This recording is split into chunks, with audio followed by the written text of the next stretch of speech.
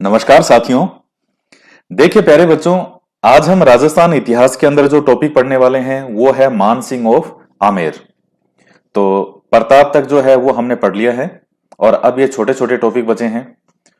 इसमें देखिएगा सहयोगकर्ताओं में जो नाम आता है कि मुगलों के साथ में दो प्रमुख सहयोगकर्ता कौन थे, तो उसमें सहयोगकर्ताओं में सबसे ज्यादा नाम आता है एक तो मान सिंह का और दूसरा आता है राय सिंह का।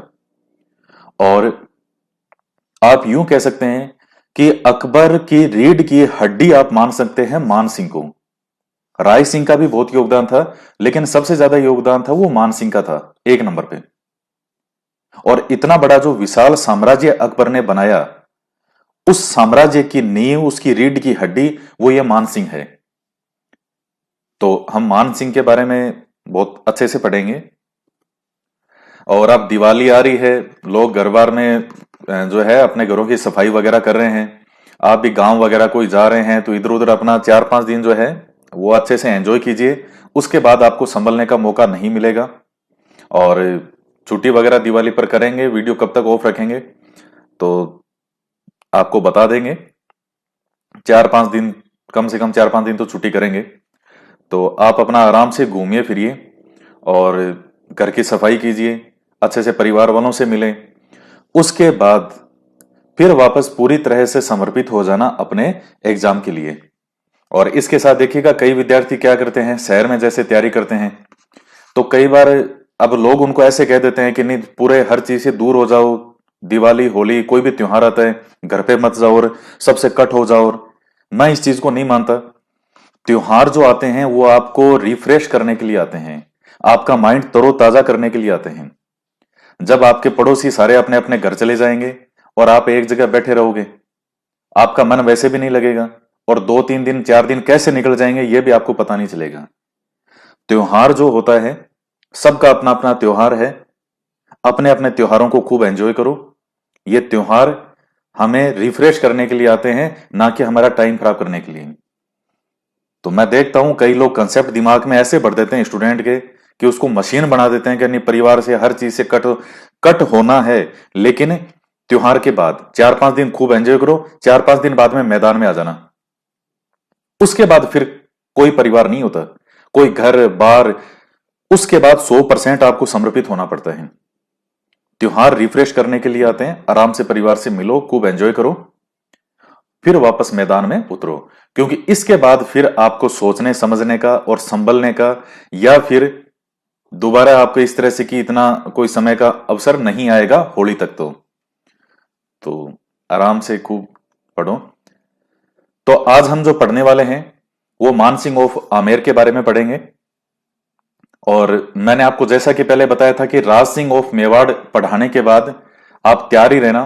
आपको पहले सूचित कर दिया जाएगा, 100 प्रश्नों का आपसे टेस्ट पेपर लिया जाएगा और उसमें आपकी रैंक भी बनेगी।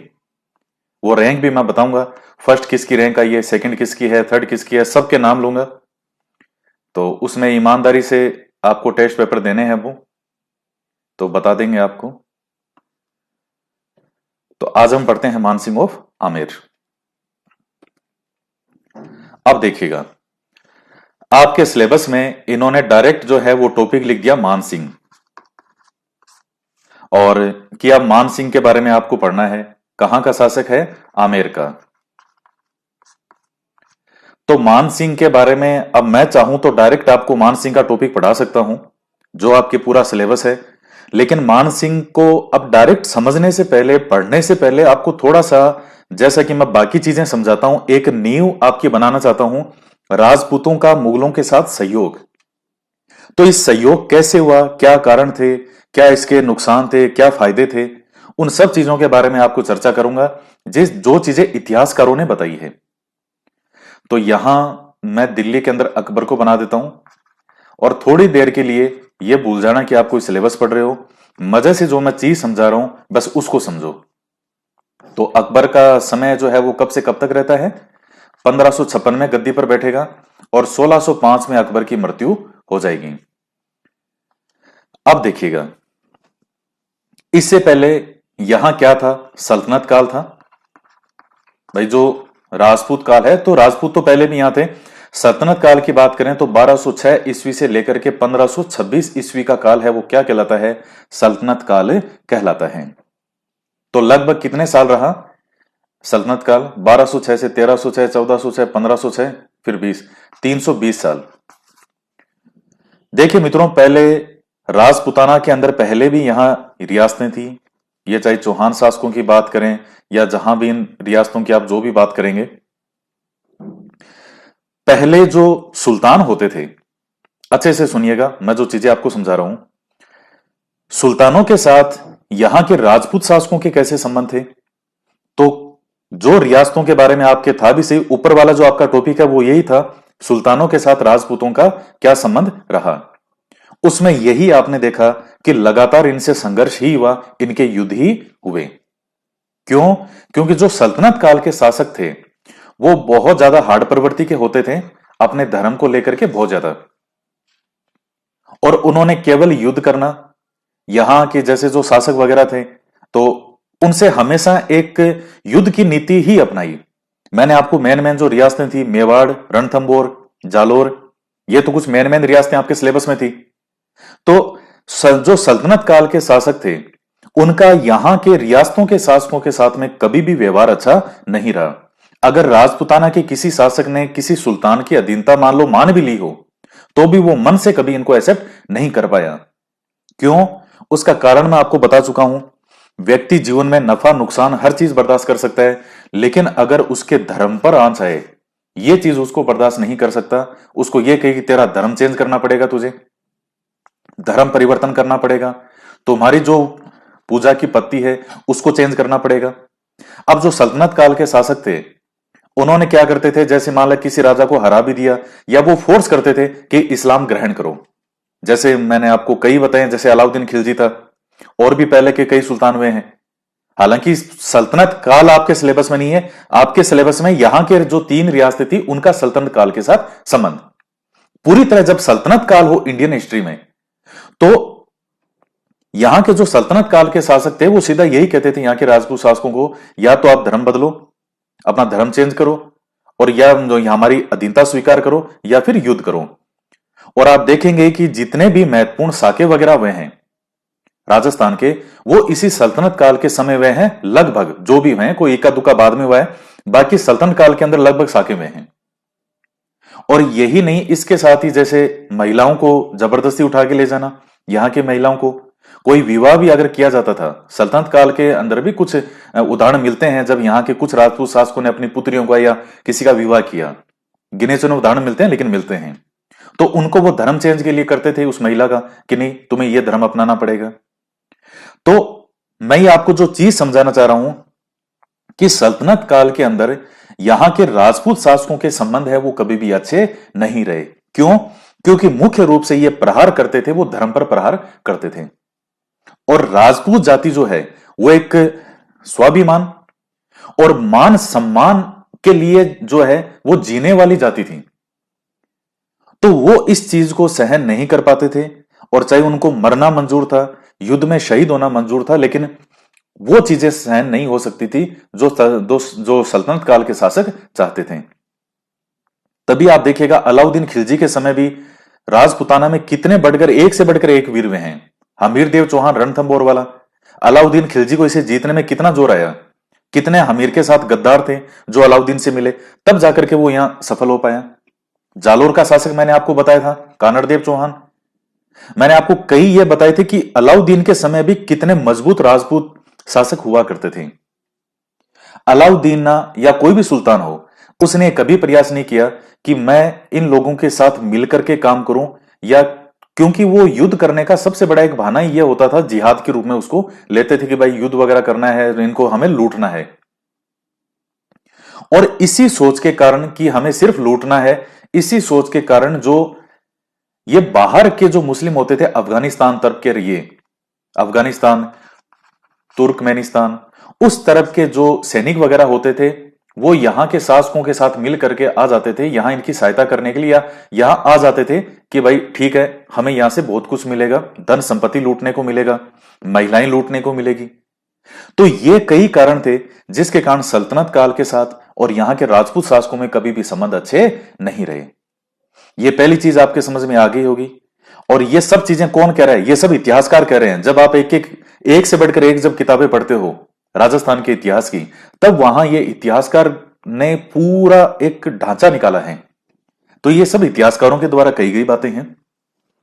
अब मुगलों की बात करते हैं। मुगलों में सबसे पहले यहां शासक आता है बाबर। बाबर के बारे में मैं आपको बता दूं तो एक बहुत दूरदर्शी और एक समझदार शासक था। और था ही, दूर का देख सकता था कि क्या चीजें हैं, क्या होगा क्या नहीं होगा, कौन व्यक्ति सही है कौन गलत है। लेकिन बाबर को ज्यादा सोचने समझने का समय नहीं मिला, क्योंकि 1530 के अंदर ही किसकी मृत्यु हो गई? बाबर की मृत्यु हो जाती है। अब बाबर के बाद में यहां का जो शासक बनेगा वो है हुमायूं। हुमायूं में स्वभावतः क्या कमी थी? एक तो ये अस्थिर बुद्धि का था, यानी हुमायूं के अंदर कोई स्थिर, कोई जो एक फिक्स डिसीजन लेना, एक निर्णय पर पहुंचना, वो चीज नहीं थी। दूसरा, इसके विचार उतना जितना एक होना चाहिए था तो उतना वो नहीं था। एक दूरदर्शी बिल्कुल नहीं था। ये कई कमियां थी और इन्हीं कमियों के परिणाम स्वरूप हुमायूं जो है वो ज्यादा यहां नहीं बैठ पाए। ये आप जानते हैं कि बाद में शेर से 1539-40 में शेर शाह सूरी के साथ में युद्ध होगा। इसको यहां से भागना पड़ेगा। भाग करके फिर ये अमरकोट की तरफ चला गया। और जो राजस्थान हिस्ट्री है, पूरा राजस्थान हिस्ट्री, मैंने आपको बताया है कि मालदेव से भी सहयोग लेने का इसने प्रयास किया था, लेकिन हुमायूं को मालदेव पे विश्वास नहीं था, तो यह आगे इधर चला गया था शेरशाह सूरी से बचता हुआ। तो ये हुमायूं के समय भी मुगल राजपूत संबंध जो है उसमें कुछ इस तरह का चीज देखने को नहीं मिलती है। उसके आगे हम बात करते हैं अकबर के बारे में। देखिए, हुमायूं, हालांकि जब शेरशाह सूरी की 1545 में मृत्यु हो गई, तो बाद में कुछ शेरशाह सूरी के जो उत्तराधिकारी थे वो उतने मजबूत नहीं हुए, और बाद में कुछ एक समय बाद में हुमायूं जो है वापस यहां पे अधिकार कर लेगा। पर ज्यादा नहीं रह पाया हुमायूं, मुश्किल से कोई 1-2 साल ही शासन किया और सीढ़ियों से लड़खड़ाते हुए उसके गिरते हुए मृत्यु हो गई। अब जब हुमायूं की मृत्यु हो जाती है तो 1556 के अंदर वैलेंटाइन डे के दिन, अब वैलेंटाइन डे मैंने लास्ट एक किसी वीडियो में बताया था, मुझे डेट याद नहीं थी, 14 था 15 था, फिर बाद में मैंने नेट पे सर्च किया, मैंने कहा वैलेंटाइन डे कब आता है, तो 14 फरवरी को आता है। तो अब 14 फरवरी की डेट याद रखना। वैलेंटाइन डे तो आपको अच्छे से मुझे पता है याद रह जाता है। वैलेंटाइन डे के दिन, ये इसलिए बता रहा हूं ताकि आपको याद रहे, जब इस तरह से चीजें याद करने के तरीके होते हैं। वैलेंटाइन डे के दिन यानी 14 फरवरी 1556 को अकबर जो है वो राजगद्दी पर बैठता है। और जब अकबर राजगद्दी पर बैठा उस समय अकबर की आयु क्या थी? तो आप देख लीजिए कि अकबर का जन्म है वो हुआ था 1542 में, राजगद्दी पे बैठा 1556 में। तो कितने वर्ष की आयु के अंदर बैठा है? मात्र 14 वर्ष की आयु में, 14 साल की उम्र में अकबर गद्दी पर बैठ गया था। अब अकबर जब गद्दी पर बैठता है तो आप जानते हैं 14 वर्ष की आयु कोई बहुत ज्यादा नहीं होती है, एक बच्चा ही होता है। और इसका संरक्षक जो था वो बैरम खान था। अकबर के शुरुआती राज्य को संभालने में बैरम खान का ही सब कुछ रहता है, लेकिन धीरे धीरे बैरम खान का थोड़ा सा अकबर को ऐसे लगने लग गया कि यह हस्तक्षेप बहुत ज्यादा कर रहा है। तो उसके बाद में फिर अकबर जो ही युवा होता है, अकबर इसको भेज देता है कि भाई आप जाओ हज करने के लिए, मेरा राज्य क्या करना है, मुझे कैसे करना है, वो आज के बाद सारे डिसीजन जो है वो सिर्फ मेरे होंगे। और एक बात तो है कि जो कोई विशेषताएं हुमायूं में नहीं थी, वो सब विशेषताएं किसके अंदर थी? अकबर के अंदर थी। अकबर के अंदर कई विशेषताएं कैसे थी? एक तो स्थिर बुद्धि का व्यक्ति था, जो डिसीजन करता था, दूरदर्शी था, और इसके अलावा महत्वाकांक्षी भी बहुत था। जैसे मैंने अलाउद्दीन खिलजी का आपको बताया था, वो सारे भारत को क्या, वो पूरे विश्व को जीतना चाहता था। तो अकबर के अंदर भी वो महत्वाकांक्षा थी कि मैं पूरे भारत को विजित करूं। अब ये चीजें अकबर देख रहा था सारी। और इसके अलावा सल्तनत काल के अंदर जो सल्तनत काल का शासन रहा है, तो अकबर को ये तो था ही मालूम कि भाई उसमें शासक कौन से रहे होंगे, किस तरह से उन्होंने यहां शासन किया होगा, क्या कमियां रही। तो अकबर थोड़ा सा उतना ज्यादा नहीं था जितना पहले वाले सल्तनत काल वाले शासक जितने हुआ करते थे कट्टर, उतना अकबर कट्टर नहीं था। उसका एक रीजन भी आप शुरुआती समय से देख सकते हैं कि अकबर का जन्म भी जो है वो अमरकोट के जो राजा थे बेरीसाल, उनके वहां महल में होता है। एक हिंदू राजा के महल के अंदर वहां अकबर का जन्म हुआ था। तो थोड़ा सा बचपन से अंदर जो है इसके अंदर थोड़ी सी वो चीजें थी, और ये उतना ज्यादा नहीं था कट्टर जितने दूसरे सल्तनत काल के शासक हुए हैं। अब इसके बाद की अगर हम बात करें, तो अकबर को चूंकि पूरे भारत पर राज्य करना है, और जब पूरे भारत पर राज्य करना है तो अकबर यह जानता है कि मैं यहां के स्थानीय लोगों के सहयोग के बिना मैं राज नहीं कर सकता। अकबर यह चीज समझता था। देखिए, आप निष्पक्ष रूप से जब इतिहास पढ़ते हैं तो आपको निष्पक्ष रूप से हर चीज के बारे में अपनी ओपिनियन होती है, जो इतिहासकारों की ओपिनियन है। मैं आपको वो पढ़ाता हूं जो इतिहासकारों ने कहा है कि देखिए इसने ये कहा, अकबर ने ये किया, ये सब कुछ इतिहासकारों ने कहा है। किसी भी चीज को आप पढ़ते हैं कि आजकल क्या है, फेसबुक यूनिवर्सिटी, व्हाट्सएप यूनिवर्सिटी से विद्यार्थियों के दिमाग में इतना कचरा भर गया है कि वो किसी भी चीज के बारे में अच्छे से वो ना तो सुनना चाहते हैं ना समझना चाहते हैं। तो अच्छे से ओपन माइंड करके हर चीज को सुना कीजिए। और मैं आपको वही पढ़ाता हूं जो इतिहासकारों ने कहा है, मेरा तो कुछ है ही नहीं इसमें। भाई मैं मेरे मन से कोई थोड़ी बताऊंगा कि देखिए अकबर ने ये किया।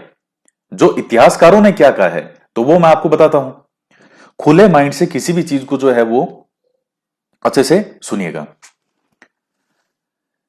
कोई भी व्यक्ति अगर एक बहुत बड़े साम्राज्य का मालिक होता है तो दूसरों के कंपैरिजन में उसके अंदर कुछ वो विशेषताएं होती है जिसके कारण वो उस राजगद्दी पर बैठा है और वो उतने बड़े साम्राज्य का मालिक है। जैसे अशोक की बात करें, अशोक महान, आप जानते हैं कि अशोक शुरुआत में कैसा था। कहते हैं कि अपने 100 भाइयों का वध करके अशोक गद्दी पर बैठा था। लेकिन जब बाद में एक युद्ध होता है, उड़ीसा को पहले क्या कहते थे, कलिंग, कलिंग के साथ में जब वहां युद्ध होता है, उसके बाद के अंदर अशोक का मन पूरी तरह से हृदय परिवर्तन हो जाता है। और आप जानते हैं कि कितने बड़े भूभाग का मालिक हो गया था अशोक। एक तरह से पूरा हिंदुस्तान, सीरिया, कहां तक इनका साम्राज्य था, कोई बचा ही नहीं का किसको हराएं, क्यों हराएं। सीरिया साइड वाले तो इनके मित्र हो गए थे, दोस्त हो गए थे।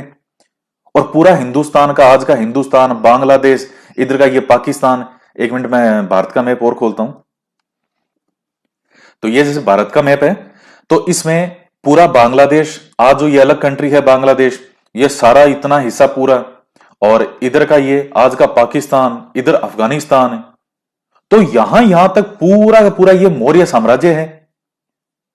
और कोई भाई सारा एक तरह से इनका ही साम्राज्य था जिन्होंने इनकी अधीनता स्वीकार कर लिया। अब अशोक हर जगह जाके युद्ध थोड़ी करेगा कि नहीं नहीं मैं यहां हर जगह बैठ जाऊंगा। भाई जिसने अधीनता स्वीकार कर ली तो पूरा इतने भूभाग का मालिक।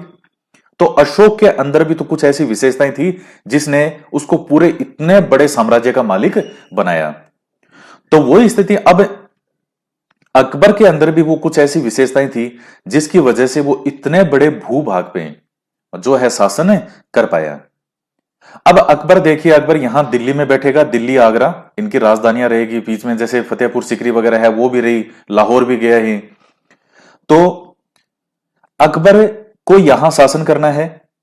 अकबर यह जानता था कि बाहर से जो अफगान वाले, जो इनके सैनिक, ये जो इनके लिए आते थे, और इस लालच में यहां के सुल्तान वगैरह पहले बुलाया करते थे कि भाई तुम्हें यहां से लूटने को मिलेगा, जो धन, सोना, संपत्ति, महिलाएं। अब वो चीज अकबर जब बनता है तो उसके समय वो वैसी स्थिति थी नहीं कि वो उनको ये जो है वो उनको बुलाए।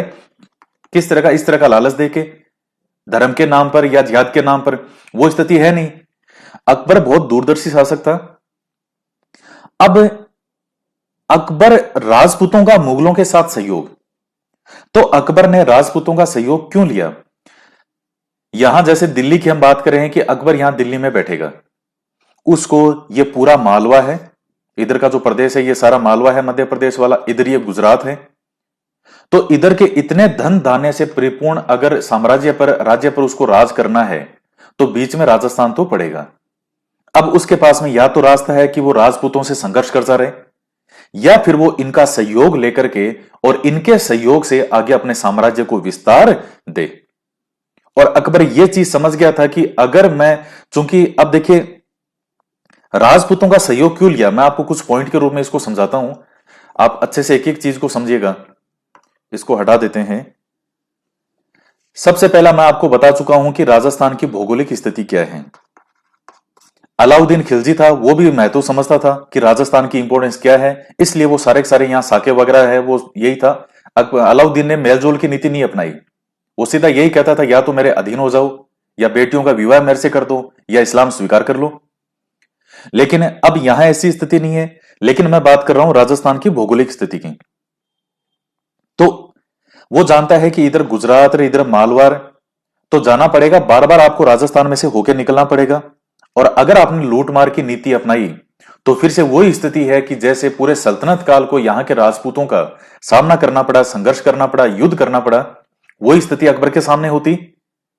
तो इसलिए सबसे पहला कारण था राजस्थान की भौगोलिक स्थिति, कि ये बीच में पड़ते हैं गुजरात और मालवा के, और एक मजबूत केंद्र के रूप में मैं राजपूत हैं और जो यहाँ के दुर्ग हैं, जैसे ये रणथंबोर हो गया, मेवाड़ हो गया, जालोर हो गया, या आसपास के अजमेर पूरा सेंटर के रूप में, कि अजमेर बैठो और पूरे राजस्थान पे निगाह रखो।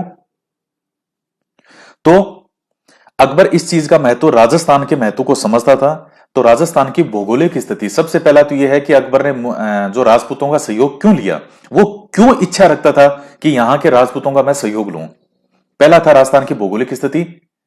दूसरी बात, मैंने आपको बताया था कि बाहर से तो अब वो आएंगे नहीं मुस्लिम, क्योंकि अकबर उनको इस तरह का कोई भी लालच देने वाला नहीं है।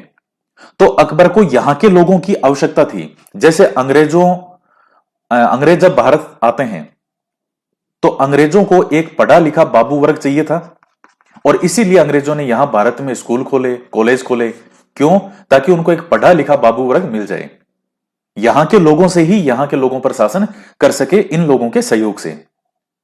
तो एक ये कारण था। दूसरा कि अकबर जो है वो यहां के लोगों का सहयोग लेकर के करना चाहता था, और उसको पता था कि अगर मुझे पूरे इस विशाल भारत पर अगर राज्य करना है, अकबर का राज्य भी वही था, पाकिस्तान और अफगानिस्तान का काबुल। अंग्रेज भी कभी इस काबुल को नहीं जीत पाए थे, इस काबुल तक, और इधर का ही पूरा बांग्लादेश। इतने विशाल साम्राज्य अगर अकबर को बनाना है, तो उसको मेल जोल की नीति अपनानी ही पड़ेगी। इसीलिए अकबर के लिए कहा जाता है कि अकबर एक बहुत बड़ा राजनीतिज्ञ था, जो यह जानता था कि शासन कैसे किया जाता है। तो पहला भौगोलिक स्थिति। दूसरा कारण था राजपूतों का स्वामी भक्त होना। अकबर इस चीज को, अब चूंकि इतिहास तो जानता ही था भाई, अकबर पढ़ा लिखा नहीं था। आपको एक बात बता दूं, अकबर अनपढ़ शासकों में गिना जाता है, लेकिन सबसे विशाल साम्राज्य अकबर का रह के गए हैं। आप में सूझबूझ कितनी है, आप में समझ कितनी है, आप में दूरदर्शिता कितनी है, आप कितना लोगों को जानने की इच्छुक रखते हो। तो अकबर इतिहास जानता था यहां के सब राजपूत शासकों का, कि सल्तनत काल में क्या क्या हुआ। तो अकबर एक चीज जानता था कि राजपूत जो हैं वो क्या होते हैं, स्वामी भगत होते हैं। यानी एक बार जिसको अपना स्वामी इन्होंने मान लिया, उसके प्रति पूरे जन्म वफादार रहते हैं, विश्वासघात नहीं करते, अपने स्वामी के साथ बिकने वाले नहीं होते, अपनी जान लगा देते हैं अपने स्वामी के लिए। अकबर यह चीज समझता था। तीसरी चीज, राजपूतों का अपने वचन पर अटल रहना। आपने एक लाइन सुनी होगी, प्राण जाए पर वचन ना जाए। अकबर यह चीज समझता था कि राजपूत जो शासक होते हैं, जो राजपूत होता है, मैं पर्टिकुलर कोई शासक की बात नहीं कर रहा, राजपूतों की बात कर रहा हूं। अकबर यह जानता था कि जो राजपूत है वो अपने वचन के पक्के होते हैं। एक बार उन्होंने अगर किसी को वचन दे दिया, कहा ठीक है साहब मैं ऐसा करूंगा और ये मेरा वचन है, ये उन्होंने बोल दिया, तो फिर चाहे उनकी जान चली जाए, वो उस चीज से नहीं डिगेंगे, अपने वचन से नहीं हिलेंगे। तो अकबर इस चीज को भी समझता था। और अकबर क्या था, दूरदर्शी शासक था। वो जानता था कि राजपूत जाति की विशेषताएं क्या क्या है। स्वामी भक्त होते हैं अपने मालिक के लिए, वचन पर अटल रहते हैं, डटे रहते हैं। तो ये इनका सहयोग क्यों नहीं प्राप्त करता? अब तीसरा, अब नेक्स्ट जो है वो चौथा कारण था कि जो राजपूत शासक है उनमें जो राजपूत थे, पारस्परिक प्रतिस्पर्धा। पारस्परिक प्रतिस्पर्धा ये है, अकबर एक चीज ये समझता था और वो जानता था कि राजपूतों में आपस में नहीं बनती है। ये चीज आपने पहले भी देखी होगी कि किसी भी राजपूत शासक पे सल्तनत काल के दौरान कोई भी समस्या आई तो किसी दूसरे राजपूत राजा ने उसका सहयोग नहीं किया। और छोटी छोटी बातों को लेकर के, जैसे मेवाड़ के राणा थे उदय सिंह, मैंने आपको एक किस्सा बताया था मालदेव वाला, वो जो एक कोई थी, बेटी थी किसी की, ये भीलवाड़ा के रीदर की कोई घटना थी। उसकी बेटी मालदेव को अपनी साड़ी पसंद आ गई। वाइफ तो उसने पहले ही दे दी, बेटी जो बड़ी बेटी पहले ही दे दी थी। मालदेव कभी ससुराल गया तो साली दिखी उसको, साली, अरे जीजा जी जीजा जी जीजा जी। अब देखा जीजा जी ने, यार ये कौन है, तू पहले तो कभी दिखी नहीं, जीजा जी मैं आपकी साली हूं। ओहो, फिर उसको आ गई पसंद। तो उसने जब उसको पसंद किया तो उसका बाप के, यार आपको एक बेटी दे तो दी, मालदेव जी ऐसे क्या बिल्कुल ही कर रहे हो। मालदेव ने कहा भाई मुझे पसंद आ गई, मैं अब क्या करूं, मैं वापस चला गया। और पूरे राजपुताना में मालदेव के समय ऐसा कोई शासक नहीं था जो मालदेव से टक्कर ले सके। तो जब ये स्थिति थी तो फिर मैंने आपको बताया था उसने अपनी बेटी का विवाह महाराणा ये राणा उदय सिंह के साथ कर दिया। तो उस चीज को लेकर के ही मालदेव उदय सिंह से नाराज हो गया, मेवाड़ जैसी रियासत के साथ, और उसने कुंभलगढ़ पे क्या कर दिया था, आक्रमण कर दिया था। जीत नहीं पाया वो एक अलग बात है। फिर मैंने आपको हाजी का पठान बताया था, उसके साथ भी मालदेव ने उसका सहयोग कर दिया उदय सिंह को हराने में। यानी छोटी छोटी चीजों को लेकर के हर चीज को स्वाभिमान पे ले लेना, और स्वाभिमान की भी जब अति हो जाती है तो वो अहंकार में बदल जाता है। कुछ लोग स्वाभिमान में और अहंकार में जो है वो डिफरेंस, आपस में क्या अंतर है वो डिफरेंस नहीं कर पाते। स्वाभिमान की जो सर्वोच्च पराकाष्ठा है वो फिर आगे अहंकार में बदल जाती है। वो स्वाभिमान हर इंसान में होना चाहिए, लेकिन अति पराकाष्ठा जो है फिर वो अहंकार में बदलने लग जाती है।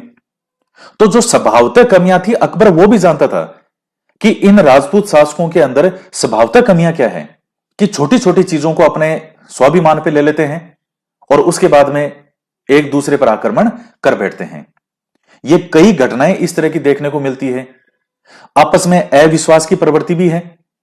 हालांकि मालदेव वाला टॉपिक आपके सिलेबस में है नहीं, लेकिन 1544 में जो सुमेलगिरी का युद्ध होता है शेरशाह सूरी और मालदेव के मध्य, तो आप जानते हैं कि मालदेव के दो सेनानायक थे, जेता और कुंपा।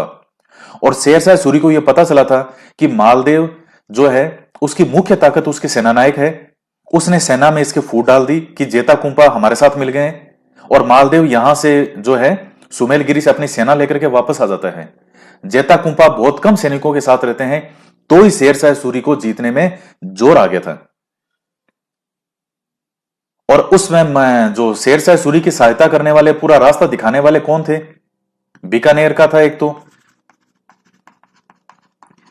कल्याणमल मेड़ता वाला था।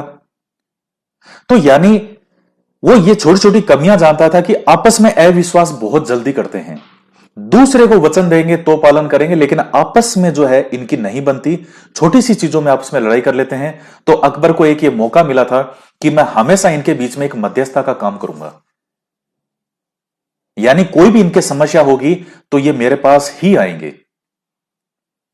तो ये चीजें अकबर समझ गया था कि इनमें आपस में जो है वो ज्यादा नहीं बनती है, और ये चीज मेरे लिए लाभदायक है कि मुझे हमेशा इनमें इंटरफेयर करने का मौका मिलेगा।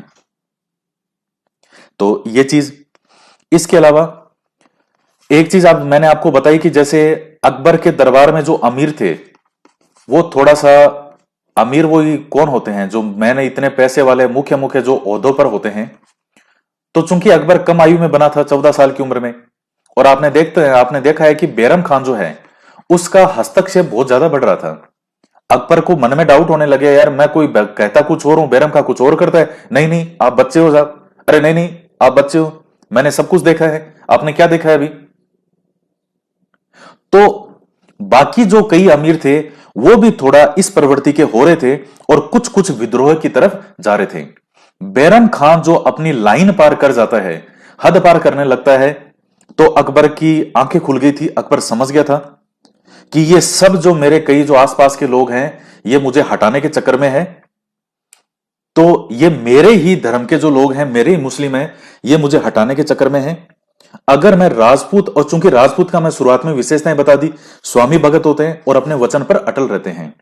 ये दो जो विशेषताएं हैं, ये इनके छोटे छोटे अवगुणों पर भी पर्दा डाल देती है। किसी व्यक्ति के अंदर एक बहुत बड़ा गुण भी हो, तो उस व्यक्ति के छोटे छोटे अवगुण जो हैं वो उतने नजर नहीं आते, वो दब जाते हैं।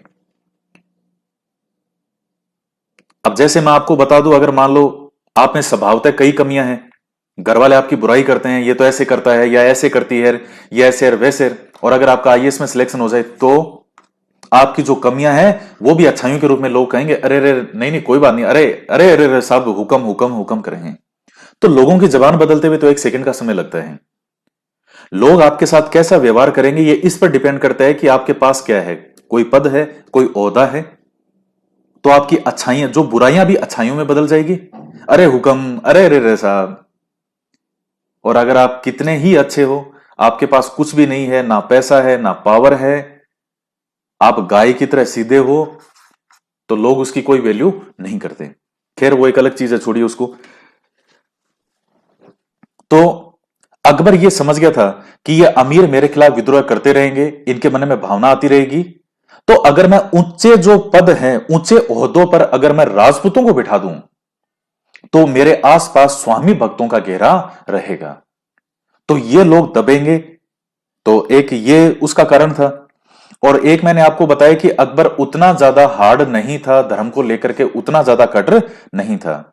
उसका मैंने आपको बता दिया, जो जन्म है वो भी कहां होता है, जो सिंध की तरफ पड़ता है, अमरकोट।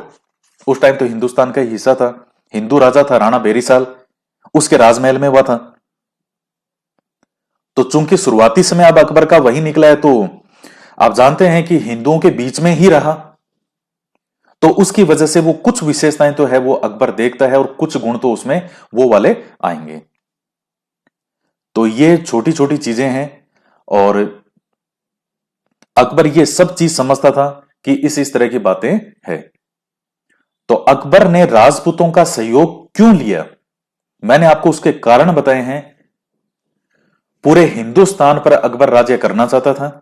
वो ये समझ गया था कि मैं यहां के लोगों के सहयोग के बिना शासन नहीं कर सकता। और उस वक्त राजपूत जो है वो राजपूतों की विशेषता जानता था। अकबर राजपूतों की विशेषता जानता था कि राजपूतों के अंदर जो स्वामी भक्ति, अपने वचन पर डटे रहना, और जो समर्पण अपने मालिक के लिए होता है, वो मेरे लोगों में नहीं है। और यही कारण है कि उसने मान सिंह को अपने समय के लास्ट में समय में 7,000 का मनसबदार बना दिया था। मनसब एक पद होता था। जैसे मान लो आपके second grade, first grade, read, ये अलग अलग लेवल होते हैं, उसी तरह से मनसबदार, कितने का मनसबदार है, कोई 1,000 का, कोई 500 का, कोई 5,000 का, कोई 2,000 का, कोई 7,000 का मनसबदार केवल राजकुमार को मिलता था, इसके अलावा किसी को नहीं देते थे। लेकिन अकबर ने मान सिंह को जो है वो ये पद दिया था। तो ये चीज आप थोड़ा सा इन चीजों को समझिएगा कि अकबर जो है वो राजपूतों का सहयोग क्यों लेता है। अकबर एक दूरदर्शी था, और वो इस चीज को समझता था कि वो बहुत आगे का सोच के आया कि मुझे अगर पूरे हिंदुस्तान पर राज्य करना है तो मुझे राजपूतों का सहयोग लेना ही पड़ेगा। यह चीज वो समझ रहा था। इतनी चीज आपके समझ में आ गई होगी।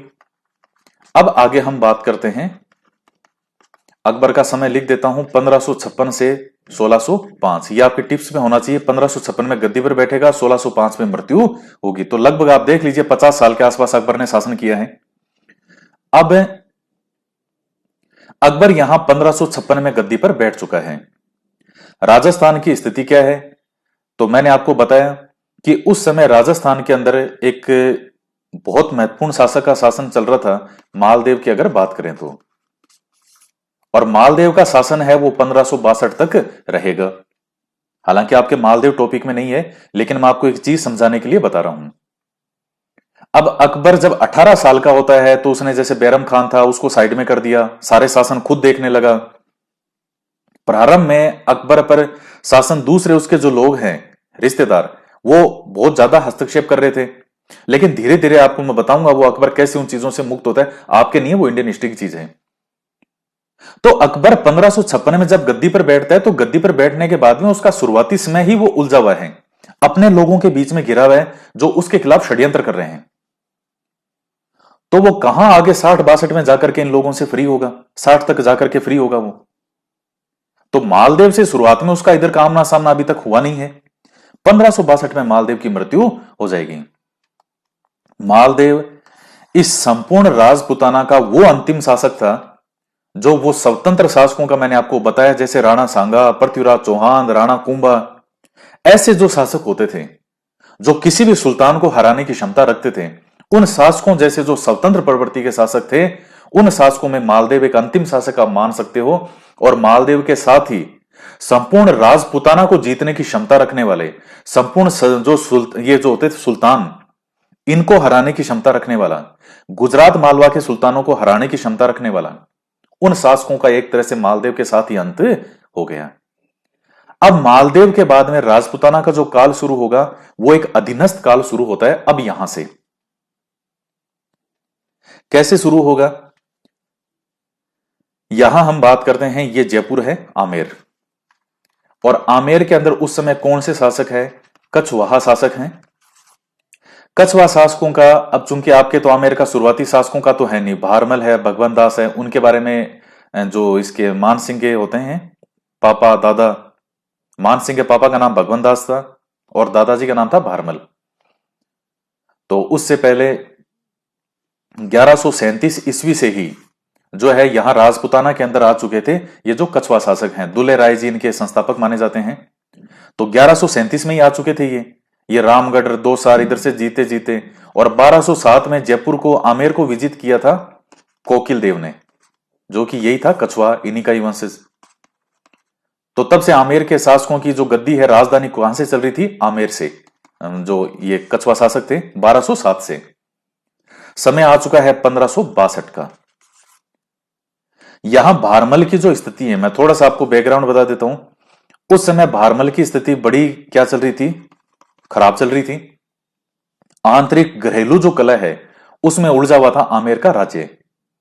मेवात का मुस्लिम सरदार और था, उससे भी इसको दिक्कत थी भारमल को, वो भी यहां आमेर को जीतने का प्रयास कर रहा था। और अकबर उस समय इंतजार कर रहा था कि मुझे कोई हस्तक्षेप का मौका मिले। वो अवसर आता है और अकबर जो है वो एक बार अजमेर जियारत के लिए जा रहा था।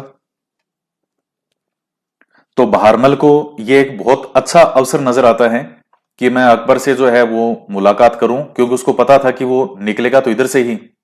तो जियारत करने भी जा रहा था, दर्शन करने के लिए, अजमेर जो दरगाह है। तो जा भी रहा था पैदल। तो उसने कहा भाई ये अकबर तो यहां से निकलेगा, पैदल जा रहा है, तो आराम से निकलेगा तो बात कर लेंगे।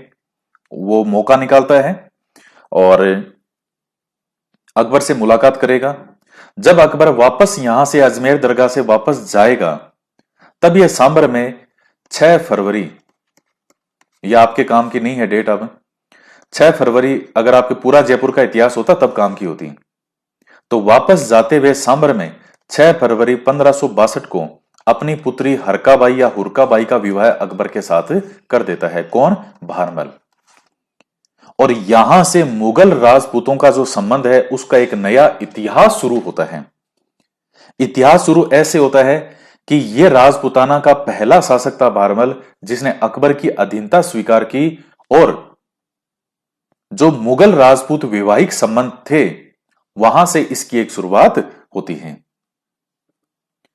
तो यहां से 1562 में अधीनता स्वीकार कर ली, और उसके बाद में धीरे धीरे बाकी के जो शासक हैं, ये चाहे जयपुर हो, ये वाले हो, ये इधर वाले जैसे जैसलमेर वाले हों, ये बीकानेर वाले, जैसलमेर वाले, ये जो भी बचे खुचे शासक थे, मारवाड़ वाले, हालांकि मारवाड़ में जो राव चंद्रसेन का नाम नहीं, लेकिन चंद्रसेन का जैसे बड़ा भाई था मोटा राजा उदय सिंह, तो उन लोगों ने वैवाहिक रिश्ते स्थापित कर लिए थे मुगलों के साथ। तो उस समय एक महाराणा प्रताप जो मेवाड़ था, इन्होंने नहीं स्थापित किया था, या राव चंद्रसेन है, और बाद में एक बूंदी का भी जिक्र आता है कि इन्होंने भी नहीं किया था। तो बाकी लेकिन अधीनता तो स्वीकार कर ली थी बूंदी वालों ने।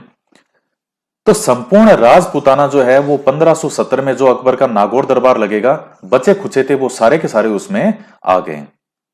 अब आप एक चीज ये देखेंगे कि भाई जो राजपूत पहले युद्ध करने को तैयार रहते थे, ऐसा क्या हुआ अकबर के 1562 वाले समय के बाद में कि सब लोगों ने धीरे धीरे सब अकबर की शरण में चले गए और वैवाहिक रिश्ते भी स्थापित किए।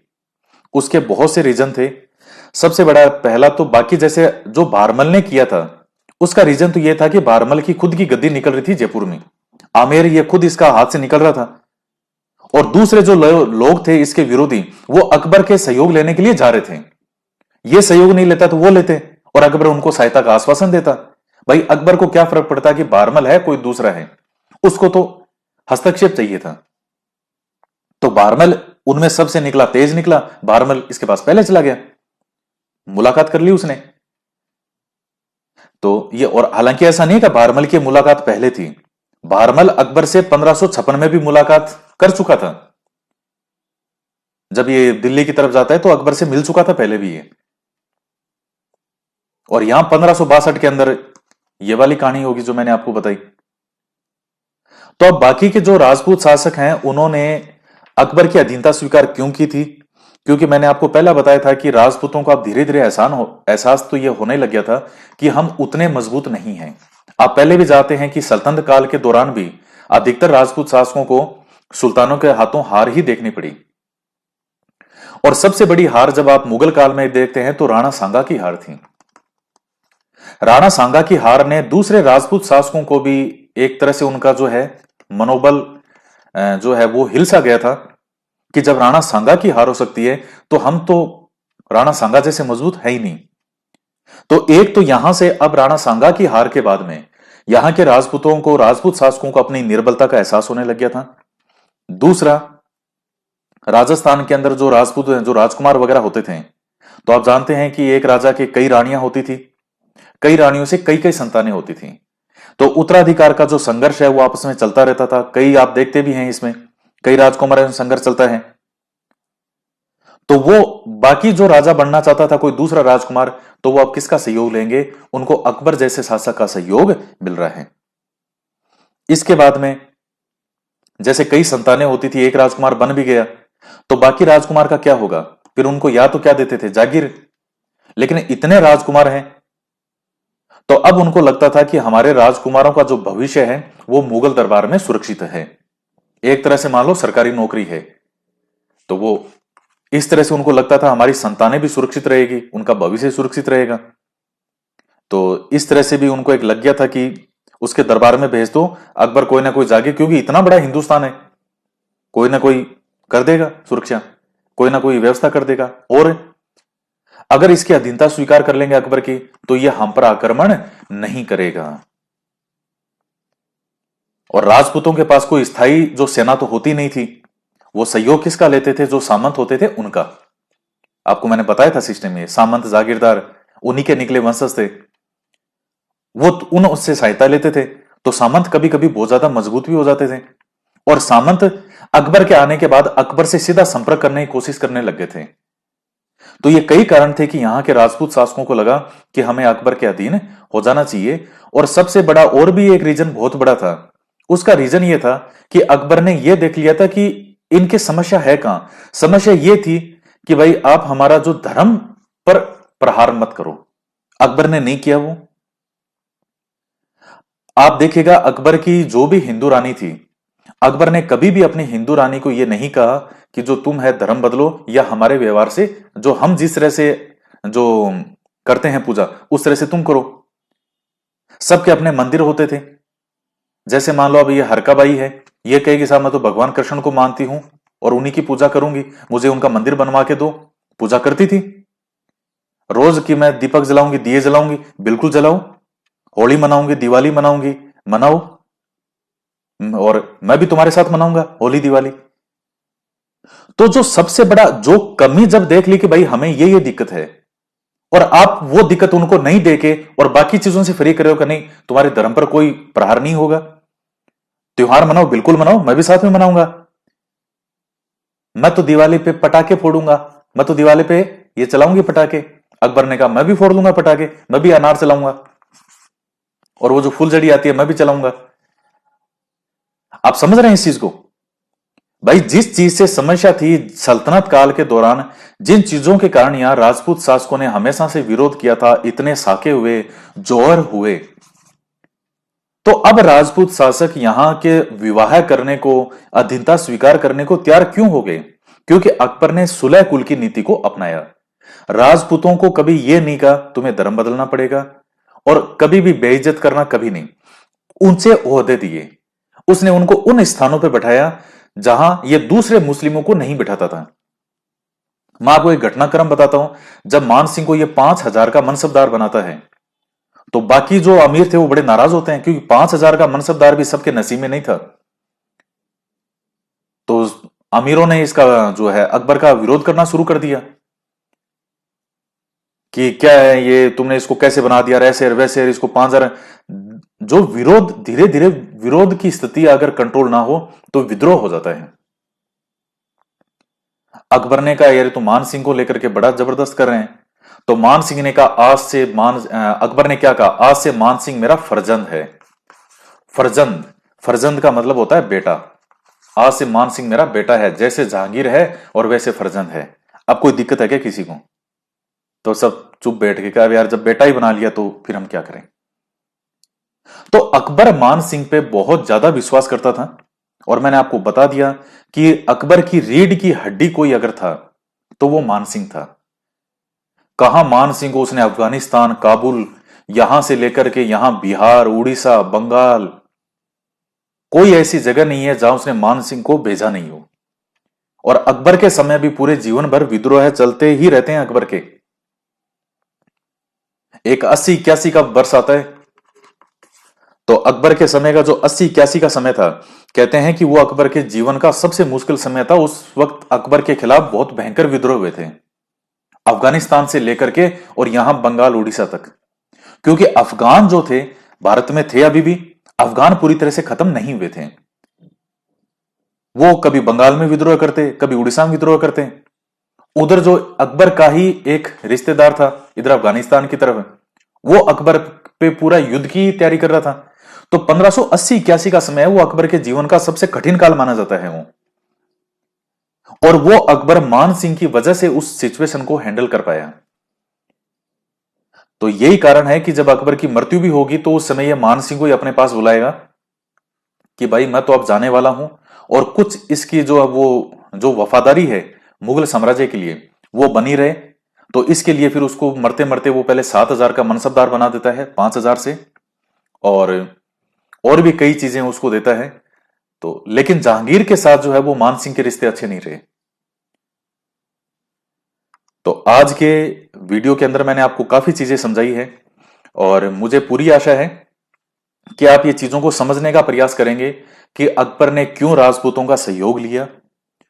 और अकबर में कई चीजें थी, दूरदर्शी था वो, राजनीतिज्ञ था, कूटनीतिज्ञ था, शासन कैसे किया जाता है, कैसे मुझे चीजों का प्रयोग करना है, और राजपूत जाति मेरे क्या काम आ सकती है, क्या क्या इनमें विशेषताएं हैं, और क्या क्या जो है, क्या इनके गुण हैं और क्या इनके अवगुण हैं। ये इन चीजों से अकबर भली भांति परिचित था, और उसके बाद जो है फिर धीरे धीरे उसने इनको जो है मिलाना शुरू किया।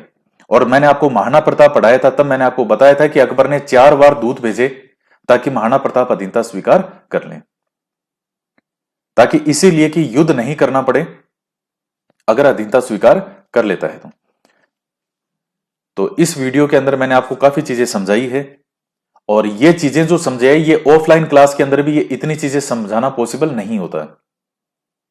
डायरेक्ट वहां जब टॉपिक के बाद में चलता है तो वहां सीधा मान सिंह आता है, मान सिंह ही पढ़ाया जाता है। लेकिन ऑनलाइन है, इसमें मैं मेरी मर्जी से आपको खूब चीजें समझा सकता हूं, क्योंकि साइंस के विद्यार्थी भी हैं आप में, बहुत सारे साइंस के विद्यार्थी हैं, एसएसटी के, सामाजिक विज्ञान के बहुत सारे विद्यार्थी हैं, हर सब्जेक्ट के, इंग्लिश के हैं, उर्दू के हैं, संस्कृत के हैं। तो इतिहास विद्यार्थियों के लिए बड़ी समस्या वाली चीज रहती है, क्योंकि उन्हें सब एक जैसे लगते हैं, कौन कैसे हुआ, क्या हुआ। तो मैंने आपको एक भूमिका बता दी कि ये कारण थे, इस तरह से ये चीजें होती हैं। तो नेक्स्ट जो आपका वीडियो आएगा वो पूरी तरह से हम मान सिंह के बारे में चीजें पढ़ेंगे, और बहुत ही इंटरेस्टिंग है, बहुत ही काफी चीजें हैं। मान सिंह के सारे इतिहासकार खूब तारीफ करते हैं। मान सिंह एक बहुत इंटेलिजेंट व्यक्ति था, बहुत समझदार था, दूरदर्शी था। वो सब योग्यताएं इसमें थी जो एक व्यक्ति में होनी चाहिए थी। अधीनता स्वीकार तो भारमल ने की थी, लेकिन सबसे योग्य व्यक्ति जो निकल के आता है वो मान सिंह के रूप में निकल के आता है।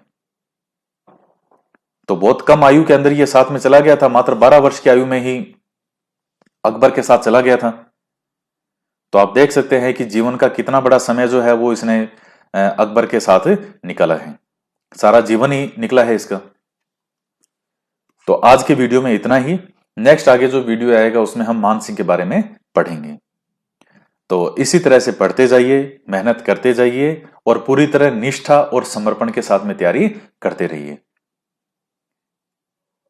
और जो विद्यार्थी जैसा कि मैंने आपको बताया था, इधर उधर वीडियो शेयर वगैरह जो वो अपने मोबाइल नंबर किसी और को, क्योंकि पूरी कंपनी के पास में सबकी लिस्ट रहती है, टोटल लिस्ट रहती है, कब किस फोन में लॉगिन हुआ है, कब वहां से लॉग आउट हुआ है। क्योंकि कंपनी में कम से कम 1000 लोग काम करते हैं पीछे। भाई आपको लगता है कि ये वीडियो बना देते होंगे, इनको क्या पता चलता है? हमें पता चलने की जरूरत भी नहीं है, वो सारी कंपनी के पास में एक एक डाटा रहता है, एक एक डाटा। तो जो लोग इस तरह से करते हैं बहुत गलत कर रहे हैं। तो आप जो इधर उधर जो लॉगिन वगैरह करवाते हो अलग 4 जने की, तू भी देख लेना, तू भी देख लेना, तो कंपनी के नियम ये हैं, कोई भी व्यक्ति इस तरह से अगर करता है तो उसको उस कोर्स से तुरंत बाहर कर दिया जाएगा। फिर कोई नहीं देख पाएगा। जो शेयर वगैरह करने वाले देखेंगे कहां से? आपका नंबर और पासवर्ड है, और जब आपका ही नहीं रहेगा तो इसलिए हित अपना सोचें।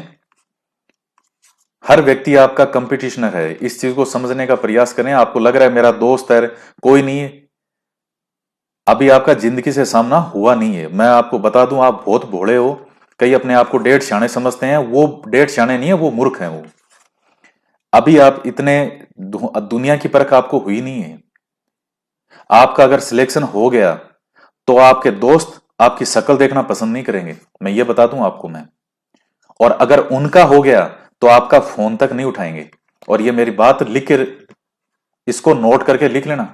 अगर आपकी गलतफहमी हो कि मेरे में 4 दोस्त हैं, मेरे 3 दोस्त हैं, तू भी देख ले, वो लात मार के साइड में करेगा आपको, कचल निकल तू। अपनी गलतफहमी हो दिमाग में तो निकाल देना। भयंकर कंपटीशन है। कोई व्यक्ति आपको कभी यह नहीं बताएगा कि मेरी सफलता का गुर क्या है, केवल आपके शिक्षक के अलावा। आपके दोस्त ने 4 कोर्स कहीं और भी ले रखे होंगे, वो आपको बताएगा नहीं कभी भी कि मैंने इन कोचिंग का भी ले रखा है। भाई ऑनलाइन रेट तो कम ही है कोचिंगों की। ऑफलाइन के अंदर जिस कोर्स की 15,000 फीस लेते हैं वो आपको 2-3 हजार में दे रहे हैं ऑनलाइन। और मुझे भी पता है आप मध्यम वर्गीय परिवारों से रहे विद्यार्थी खरीद सकता है। सारे तो नहीं ले सकते, लेकिन काफी सारे ले सकते हैं। वो आपको कभी नहीं बताएगा। अभी आप इन चीजों में बहुत कच्चे हो। अभी आपने दुनिया देखी नहीं है, आपने इस दुनिया की ठोकरें खाई नहीं है।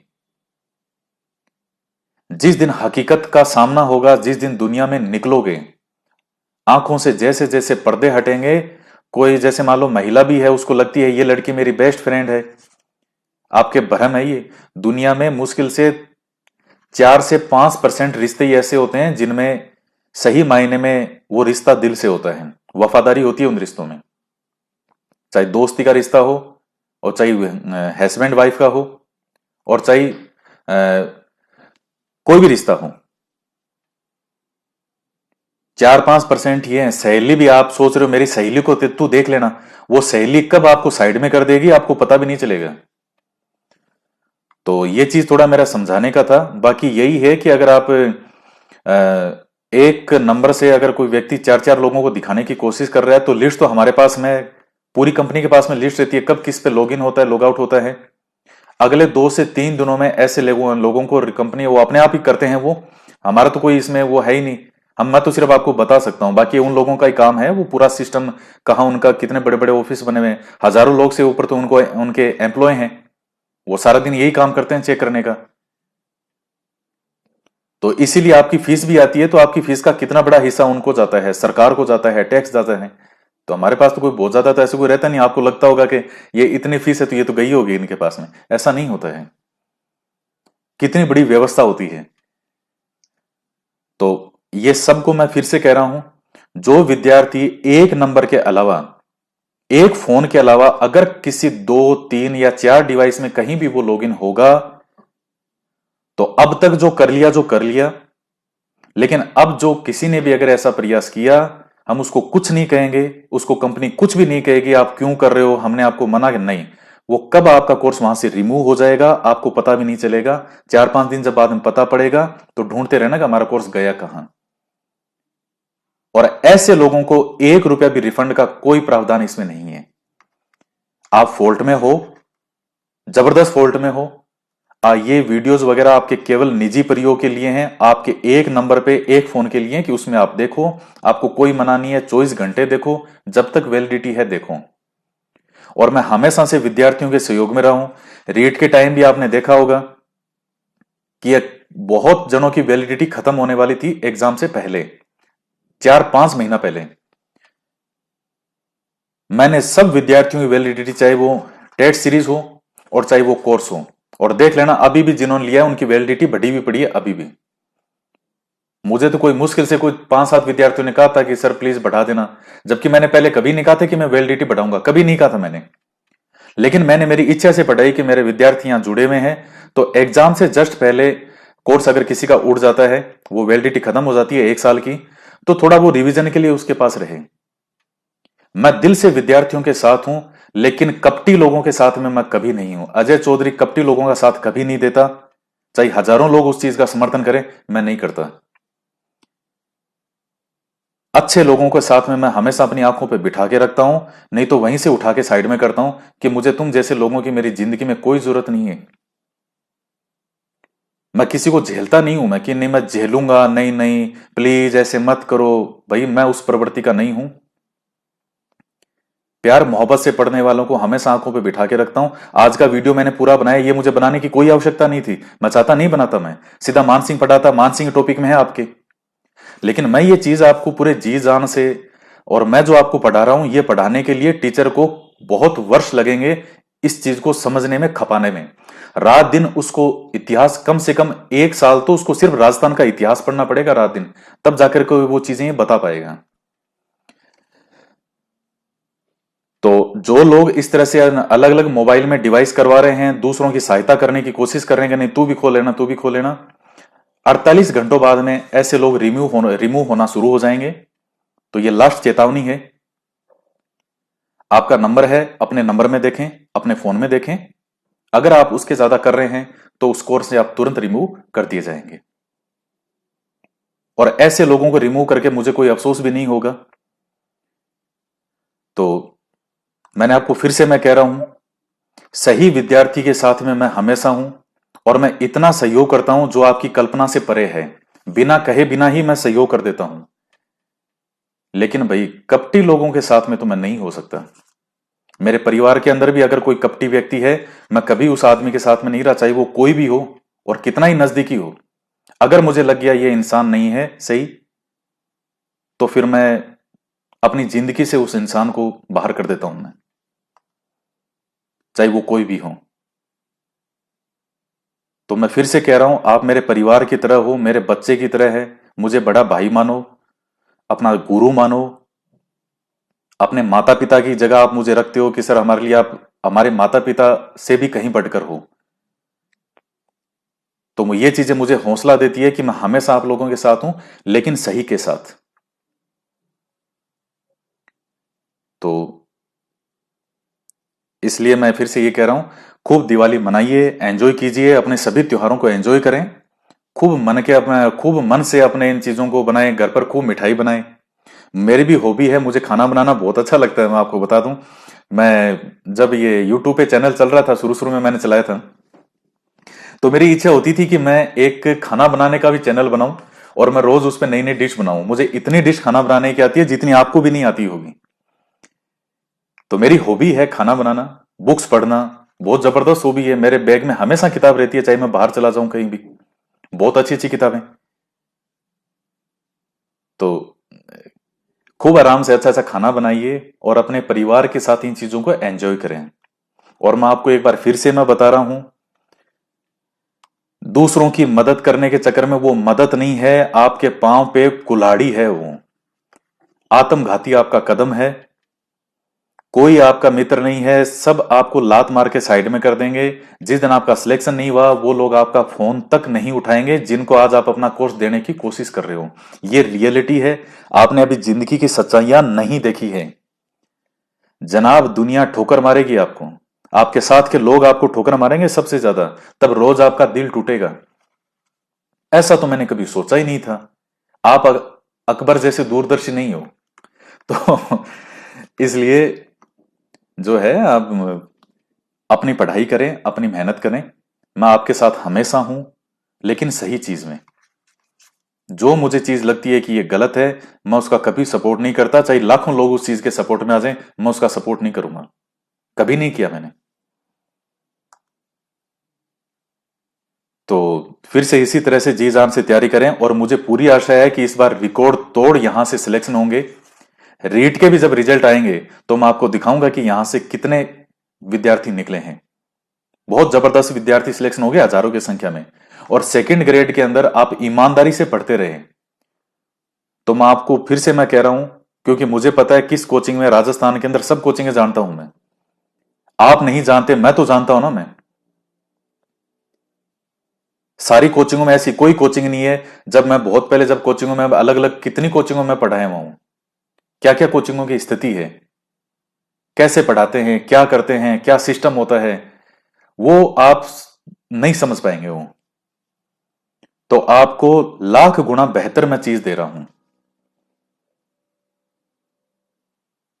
तो इसलिए ईमानदारी से अपनी तैयारी करो, और मुझे पूरी आशा है कि सेकंड ग्रेड के अंदर भी रिकॉर्ड तोड़ सिलेक्शन यहां से होंगे, बशर्ते आप ईमानदारी से पढ़ोगे तो। और आप में से बहुत विद्यार्थी पढ़ भी रहे हैं। बहुत विद्यार्थी आप में मेहनत कर रहे हैं, हजारों की संख्या में बहुत विद्यार्थी यहां पढ़ रहे हैं। तो इसी तरह से पढ़ते रहिएगा। तो मिलते हैं नेक्स्ट वीडियो में। जय हिंद, जय भारत।